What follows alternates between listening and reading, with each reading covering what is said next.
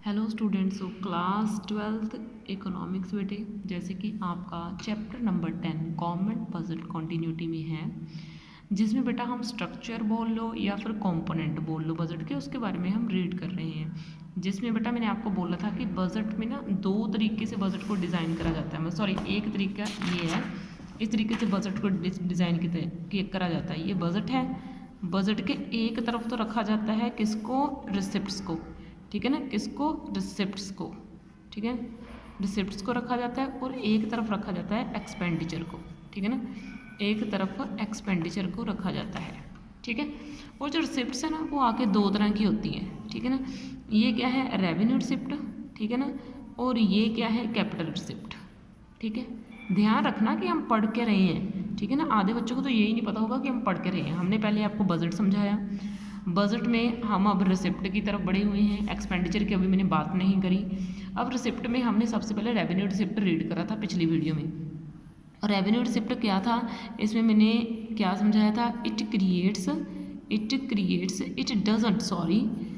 Doesn't create any liability, ठीक है ना, it doesn't create any liability. ये कोई भी लाइबिलिटी क्रिएट नहीं करता। गवर्नमेंट को जो पैसा मिल गया वो गवर्नमेंट ने वापस नहीं करना होता। और नंबर 2 पे, इट डजंट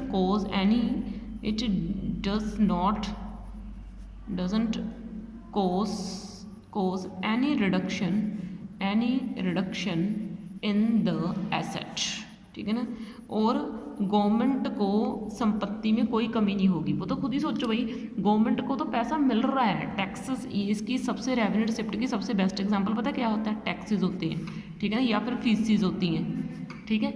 मतलब आप इसको ध्यान से समझना, जो बजट है ना, बजट के दो पार्ट हैं, रिसिप्ट एंड एक्सपेंडिचर। हम रिसिप्ट की तरफ पढ़ रहे हैं। रिसिप्ट का मीनिंग है कि क्या क्या गवर्नमेंट पैसा कैसे कमाती है, ठीक है ना। इनकम के सोर्सेज हम बोल सकते हैं, ठीक है ना।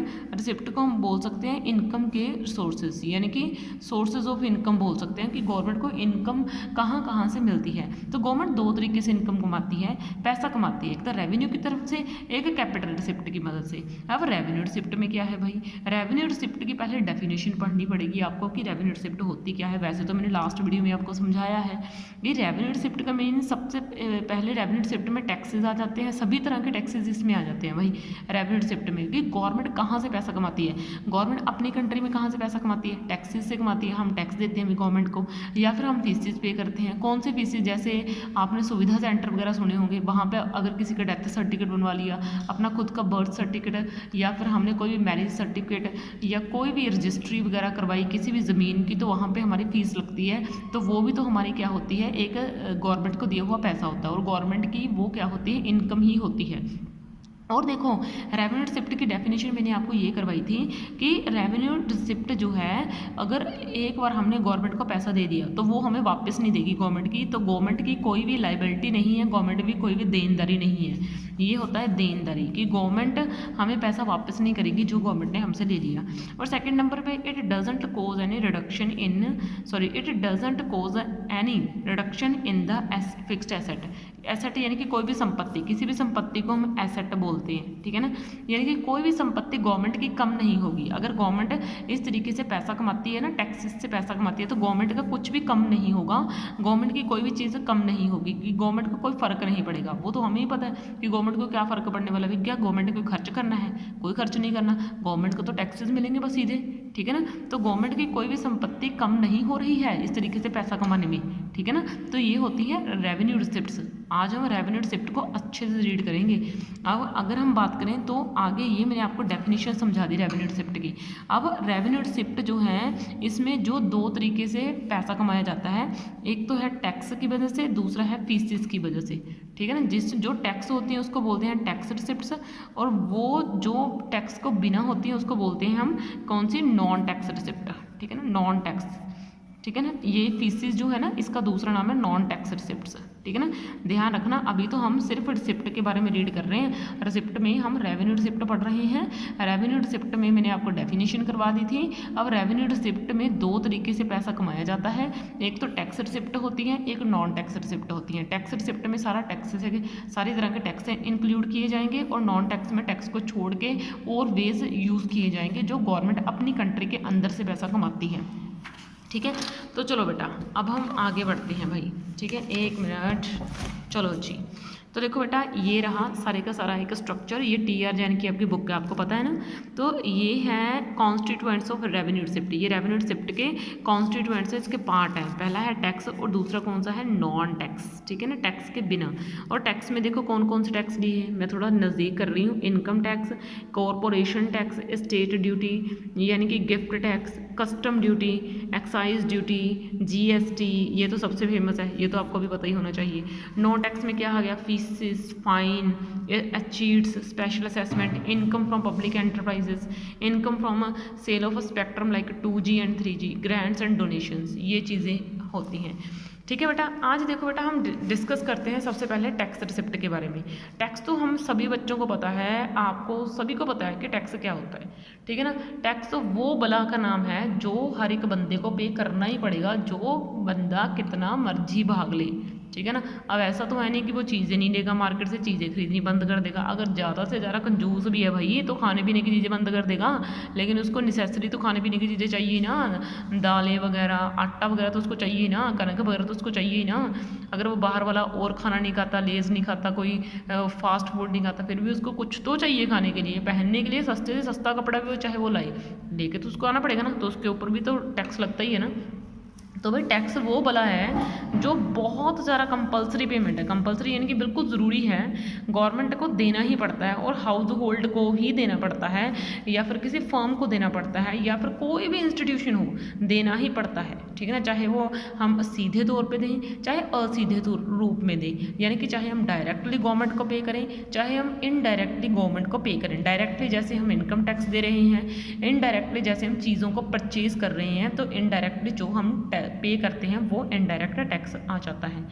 और जो टैक्स पेयर होता है, टैक्स पेयर यानी कि हम जैसे लोग जो टैक्स को पे करते हैं, can not expect any service, वो कोई भी सर्विस की उम्मीद ना करें, या फिर किसी भी तरह के फ़ायदे की उम्मीद ना करें कि हम जैसे हैं, हम किसी को 2 रुपये भी देना तो हमें पता है क्या होता है, हमें ये होता है कि हमें इससे बहुत फ़ायदा होना चाहिए, हम कहीं पर भी दो रुपये भी अगर खर्च करते हैं तो हम उससे फ़ायदा चाहते हैं। लेकिन गवर्नमेंट को हमने जो टैक्स दिया, हम उसके बदले में कोई उम्मीद नहीं रख सकते गवर्नमेंट को, ठीक है ना, कि हमें गवर्नमेंट बदले में ये देगी, गवर्नमेंट बदले में ये देगी, ठीक है। नहीं जी, ऐसी कोई उम्मीद हमें नहीं रखनी चाहिए और ना ही हम रख सकते हैं, ठीक है ना। अब देखो टाइप्स ऑफ टैक्सेस भी कौन कौन से टैक्स इस टैक्स रिसिप्ट में लिए गए हैं। इसमें सबसे पहले तो लिया गया है आपका प्रोग्रेसिव एंड रिग्रेसिव टैक्स। इस टैक्स के बारे में बच्चों को इतनी ज़्यादा कन्फ्यूज़न होती है, बहुत ही ज़्यादा। अब प्रोग्रेसिव का आप नाम ही समझो भाई, मैं आपको बोल रही हूँ कोई आपको ब्लेसिंग्स दे रहा है तो आपको बोला कि आप प्रोग्रेस करो, प्रोग्रेस यानी कि आप तरक्की करो, आप आगे बढ़ते जाओ, ठीक है ना। तो वैसे प्रोग्रेसिव टैक्स का मीनिंग क्या होता है भाई, तो प्रोग्रेसिव टैक्स का मीनिंग वो हो गया भी जो आप की आमदन बढ़ने के साथ साथ टैक्स भी बढ़ता रहे, ठीक है ना। क्या हो गया, प्रोग्रेसिव टैक्स भी जैसे जैसे आपकी इनकम जनरेट होते जा रही है, आपका टैक्स भी बढ़ते जा रहा है, ठीक है ना। तो प्रोग्रेसिव टैक्स वो टैक्स है, और tax is said to be progressive, मैं उस टैक्स को प्रोग्रेसिव बोलूँगी when the rate of tax, जब टैक्स की दर, रेट का मीनिंग होता है दर, इसकी परसेंटेज, इसका प्रतिशत बढ़ता जाता है, इंक्रीज होता जाता है with an increase in income, जैसे जैसे इनकम इंक्रीज होती जाती है। जैसे जैसे इनकम इंक्रीज होगी आपके टैक्स का जो परसेंटेज है वो भी बढ़ता जाएगा, उसका जो है ना टैक्स का कंट्रीब्यूशन वो भी ज़्यादा होता जाएगा जैसे जैसे आपकी इनकम ज़्यादा होती जाएगी। तो इसको प्रोग्रेसिव बोलते हैं, यानी कि एक चीज़ आगे गई तो दूसरी भी उसके साथ आगे जाएगी, ठीक है ना। तो इसका जो रियल बर्डन होता है वो अमीर लोगों के ऊपर ज़्यादा पड़ता है और गरीब लोगों के ऊपर कम पड़ता है। क्यों? क्योंकि इनकम जो एक दम से काफ़ी ज़्यादा हाई होती है वो रिच पर्सन की होती है, पुअर पर्सन की तो इतनी होती भी नहीं, वो तो हमें पता ही है। अगर उसकी इनकम इतनी ज़्यादा हाई हो जाए तो वो पुअर कहाँ से रह गया भाई, ठीक है ना। तो इसलिए ज़्यादा इनकम किन की होती है, रिच की, तो ज़्यादा टैक्स किसको पे करना पड़ता है, रिच पर्सन को, और कम पे किसकी होती है, पुअर पर्सन की। और पुअर पर्सन को टैक्स हो सकता है या तो ना ही पे करना पड़े, और हो सकता है कम पे करना पड़े, ठीक है ना। तो इसलिए जो इस टैक्स का रियल बर्डन होगा वो अमीर लोगों के ऊपर ज़्यादा पड़ेगा, और जो गरीब लोग हैं उनके ऊपर इसका बर्डन कम पड़ेगा। अब देखो बेटा एग्जाम्पल क्या है, टैक्स रेट क्या है, 10% है इनकम 2 से 5 लाख। ये देखो 2 से लेके 5 लाख तक अगर हम बात करें तो इनकम टैक्स कितना है भाई, 10%। अब देखो इनकम अगर बढ़ जाएगी, मान लीजिए इनकम कितनी हो गई, वो 5 लाख से 5 से 10 लाख, पहले तो देखो इनकम क्या है 2 से 5 लाख के बीच में है, ठीक है ना। पहले इनकम कहाँ से कहाँ तक है 2 से 5 लाख के बीच में, तो कितना देना पड़ेगा 10%, यानी कि अगर आपकी इनकम 2.5 है, 3 है, 3.5 है, 4 है, 4.5 है, ये कंप्लीट 5 है, तो आपको 10% टैक्स गवर्नमेंट को देना ही पड़ेगा। अगर आपकी इनकम 5 से 10 लाख के बीच में आ गई या 5 लाख, ये यहाँ पे ना एक आप बोलोगे, ये बच्चों को बहुत कन्फ्यूज़न होती है कि मैम 5 लाख के ऊपर भी 10% लगेगा, नहीं जी, तो ये डाटा नेक्स्ट में काउंट होगा, 5 लाख यहाँ पे काउंट होगा। अगर आपकी इनकम 5 लाख हो गई तो आपको 20% पे करना पड़ेगा, फिर आप कहाँ पे नहीं आ सकते, फिर आप 10% में नहीं हो। यहाँ पे आ गया 2 से लेके 4,99,999 रुपीज़ अगर आपके पास हैं तो आप 10% के क्राइटेरिया में आओगे, तो आप इधर नहीं आओगे, ठीक है ना। ये 5 से अगर आपकी इनकम पूरी 5 है तो 5 से 10 के बीच बीच में पूरी की पूरी, मतलब 5 से शुरू होके 10 से कम तक, वो सारे के ऊपर 10-20% तक का जो है टैक्स लगेगा, ठीक है ना। 20 नहीं, वैसे आपकी बुक में 15 दिया हुआ है, मैं ये अपनी तरफ से नहीं ले रही, ठीक है, मैं डाटा आपको यहीं से करवा रही हूँ ताकि आपको किसी भी तरीके से कोई कन्फ्यूजन ना हो, ठीक है ना। इट इज़ देखो 15% फॉर इनकम, ये देखो अगर 5 से 10 लाख के बीच में इनकम है तो ये 15% हो जाएगा, यानी कि जैसे आपकी इनकम बढ़ी आपका ये टैक्स भी क्या हो गया, बढ़ता गया, ठीक है ना। तो आगे देखो बेटा रिग्रेसिव टैक्स का मीनिंग क्या हो गया। रिग्रेसिव टैक्स का मीनिंग ये हो गया कि इनकम जितनी ज़्यादा बढ़ती है, रिग्रेसिव यानी कि उल्टा, जिसका असर सीधे नहीं देखने को मिलता, इसका दुष्ट प्रभाव पड़ता है, उसके माड़े प्रभाव होते हैं, उसको बोलते हैं रिग्रेसिव टैक्स।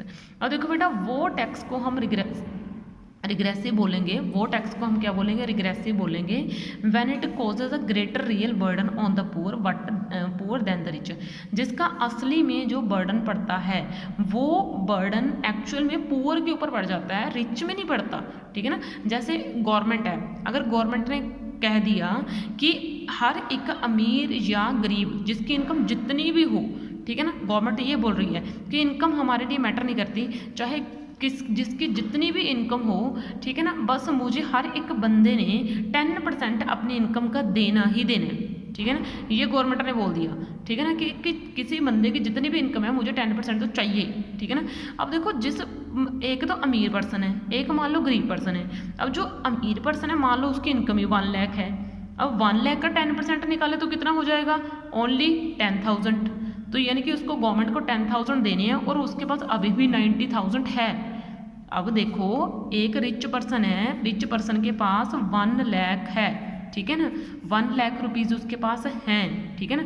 तो 1 लाख में से अगर वो 10,000 भी 10,000 भी दे देगा तो उसकी इनकम में कोई ज़्यादा इफेक्ट नहीं पड़ेगा, ठीक है। तो अभी भी उसके पास 90,000 है अपनी ऐश की ज़िंदगी उड़ाने के लिए। लेकिन एक गरीब बंदा है, मान लो अभी वो कमा ही सिर्फ 5,000 रुपीज़ रहा है, अगर वो अपनी इनकम में से, यानी कि उसका गुजारा बड़ी मुश्किल से हो रहा है, यानी कि 5,000 में से एक एक रुपया उसके लिए मैटर करता है, ठीक है ना।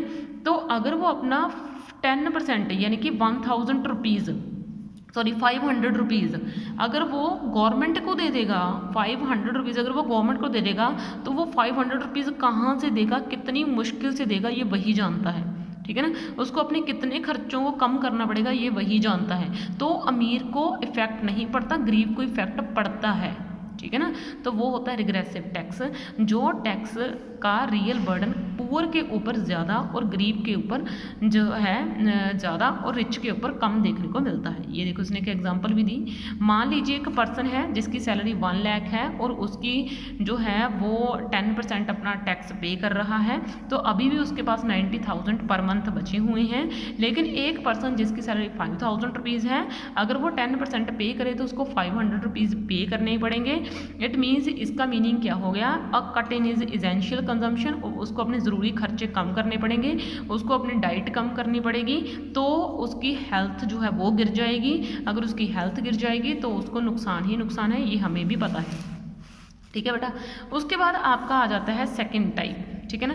सेकंड टाइप में हम बेटा क्या पढ़ेंगे, value added and specific taxes के बारे में बात करेंगे कि वैल्यू एडेड टैक्सेस क्या होते हैं और स्पेसिफिक टैक्सेस आपके क्या होते हैं। वैल्यू एडेड टैक्सेस कौन से होते हैं भाई, वैल्यू एड का मीनिंग जिसकी वैल्यू हर स्टेज के ऊपर बढ़ती जाती है। जैसे मान लो एक बिल्कुल सिंपल लकड़ी का टुकड़ा है, ठीक है ना, उसकी कीमत बहुत कम है, ठीक है ना, लेकिन जैसे लकड़ी का टुकड़ा है, अगर उस लकड़ी के टुकड़े को बहुत अच्छे डिज़ाइन दे दिए जाएँ, ठीक है ना, तो उसकी कीमत और बढ़ जाएगी। अब उस डिज़ाइन दिए गए टुकड़ों से अगर कुछ बना दिया जाए, जैसे कोई चेयर बना दी जाए, उसकी टेबल बना दी जाए, तो उसकी कीमत और भी ज़्यादा बढ़ जाएगी। तो हर एक प्रोडक्शन, जैसे जैसे कोई चीज़ जितनी निखरती जाती है उसकी प्रोडक्शन उतनी बढ़ती जाती है, ठीक है ना। जैसे मान लीजिए एक कटा हुआ पेड़ है, मान लीजिए ये एक कटा हुआ पेड़ है, ठीक है ना, इस पेड़ की इतनी कीमत नहीं होगी, ठीक है ना। अब ये फैक्ट्री में भेज दिया गया, इसके कट करके ऐसे सुंदर सुंदर से पीस बना दिए, तो इसकी कीमत बढ़ गई।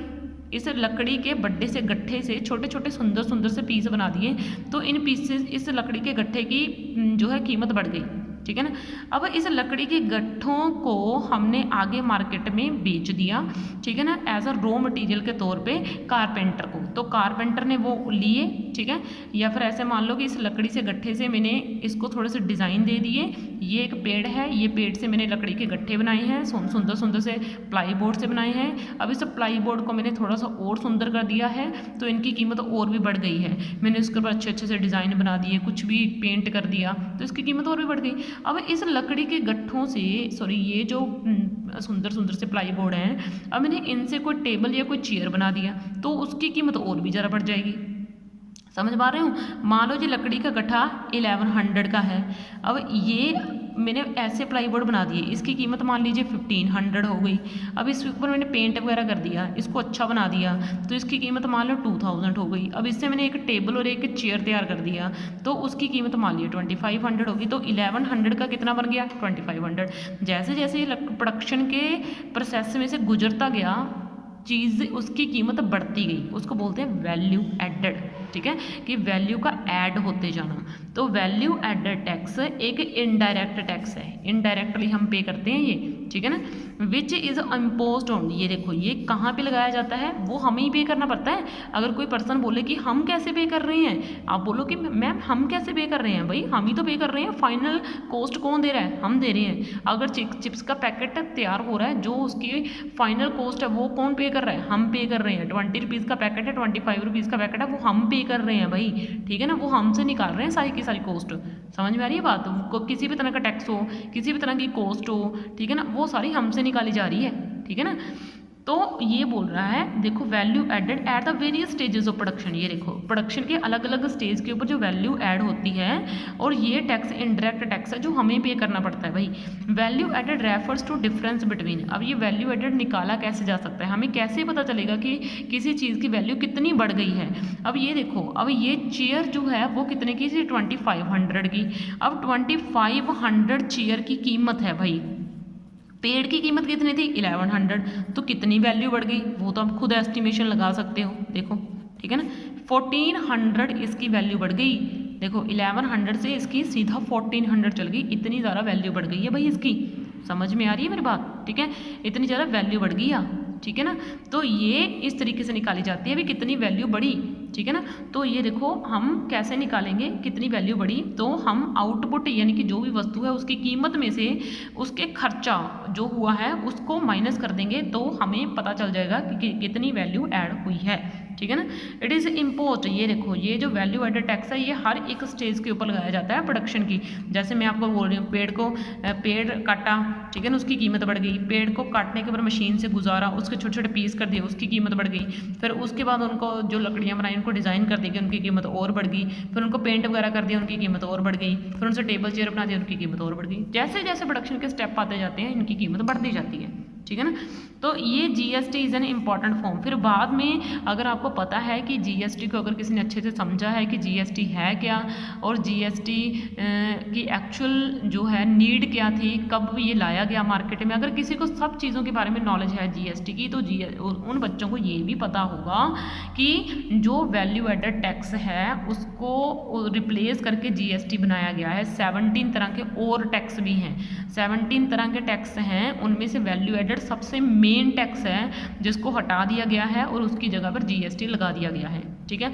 अब देखो स्पेसिफाइड टैक्स क्या होते हैं, स्पेसिफिक टैक्स ना वो टैक्स होते हैं जो मतलब ऐसा नहीं है कि हर एक चीज़ के ऊपर लग जाएंगे, नो, वो ना किसी वस्तु के वेट के हिसाब से लगते हैं, क्योंकि कोई चीज़ बहुत ही ज़्यादा महंगी होती है, अगर कोई चीज़ हम जितनी वो जब हमारी कंट्री में बहुत कम पाई जाती है, उसकी क्वांटिटी हम जिसकी जितनी ज़्यादा लेंगे उतना टैक्स बढ़ता जाएगा, जितनी ज़्यादा लेंगे उतना टैक्स बढ़ता जाएगा। इसकी अगर मैं आपको एग्जांपल देना चाहूँ तो कुछ बहुत ही ज़्यादा महंगी जो है मेडिसिन जिसकी एग्जांपल हैं, कुछ डोजेज़ हैं, ठीक है ना, कुछ जो काफ़ी ज़्यादा महंगी हमारी कंट्री में मिलती हैं, जैसे कैंसर की कुछ डोज हैं, जितनी ज़्यादा हम उसकी परचेज़ करेंगे, उसको खरीदेंगे, उतनी ही ज़्यादा हमें उसके ऊपर टैक्स देना पड़ेगा और उसके साइज़ के हिसाब से देना पड़ेगा, ठीक है ना, उसकी क्वान्टिटी के हिसाब, उसके वेट के हिसाब से देना पड़ेगा। और इसकी अगर आपको माइंड में आपके बिठाऊँ मैं, तो सबसे बेस्ट एग्जाम्पल कौन सा, गोल्ड या फिर सिल्वर, आप वो साइज़ के हिसाब से लगता है। अगर आप छोटा कम साइज़ का कम वेट का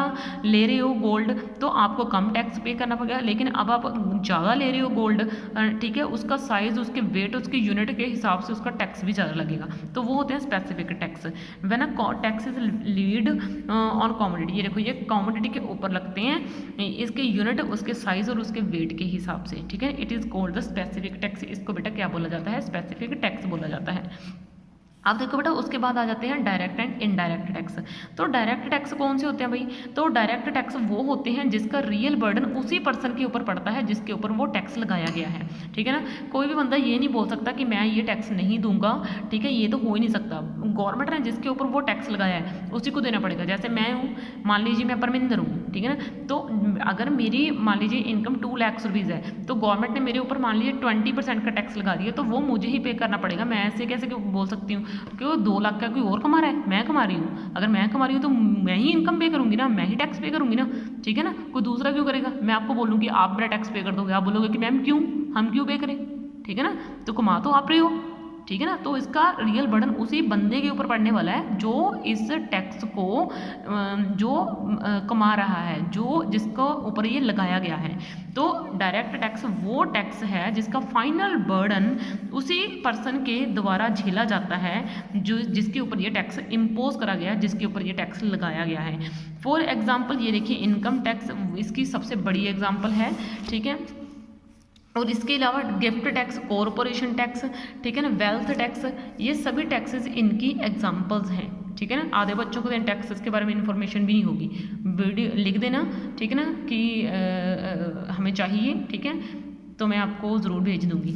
अब देखो बेटा आगे है इनडायरेक्ट टैक्स। इनडायरेक्ट टैक्स कौन सा होता है भाई, इनडायरेक्ट टैक्स तो आप समझ ही सकते हो, वो वाला टैक्स इनडायरेक्ट टैक्स होता है जिसका बर्डन उस पर्सन के ऊपर नहीं पड़ता, ठीक है ना, जिसके ऊपर एक्चुअल में वो लगाया जा रहा है। एक बार तो पड़ता है, जैसे मान लीजिए मैं एक शॉपकीपर हूँ, आपको इसको ध्यान से समझना, ठीक है ना, शॉपकीपर हूँ मान लो मैंने अपनी शॉप के लिए 100 जो हैं मैथ की बुक्स मैं ले आई, ठीक है ना। अब एक एक बुक के ऊपर टैक्स लगना था, क्योंकि मैं तो परचेज़ करी है, मैंने इकट्ठी परचेज़ करी है, तो मुझे सभी के ऊपर जो GST है या जो भी टैक्स है वो मुझे उस बंदे को देना पड़ेगा जिससे मैंने वो बुक्स परचेज़ करी हैं। मैं उसे पीछे नहीं हट सकती, मुझे वो टैक्स जो है उसी मेरे ऊपर वो टैक्स लगेगा, क्योंकि अभी फ़िलहाल ही वो 100 की 100 बुक्स एक शॉपकीपर यानी कि मैंने खरीदी हैं, ठीक है ना। तो उनका एकदम से जो बर्डन है वो फ़िलहाल ही मेरे ऊपर पड़ा है, लेकिन अब मैंने वो बुक्स खरीद ली, अब वो मेरी शॉप में आ चुकी, मैंने उनका सभी का टैक्स, उनकी कॉस्ट सब कुछ पे कर दिया है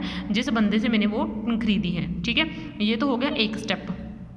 अब दूसरे स्टेप में क्या है भाई, अब जैसे जैसे मेरी एक एक बुक बिकती जाएगी, ये एक बिक गई, ये एक बिक गई, ये एक बिक गई, ऐसे करके बुक्स अलग अलग पर्सन लेते जा रहे हैं, तो मैं अलग अलग पर्सन से वो टैक्स भी तो पे कर लूँगी। जब मैंने 100 बुक्स पीछे से परचेज़ करी, मैं परचेज़ ही क्यों करी, क्योंकि मैंने इनसे प्रॉफिट कमाना है, ठीक है ना।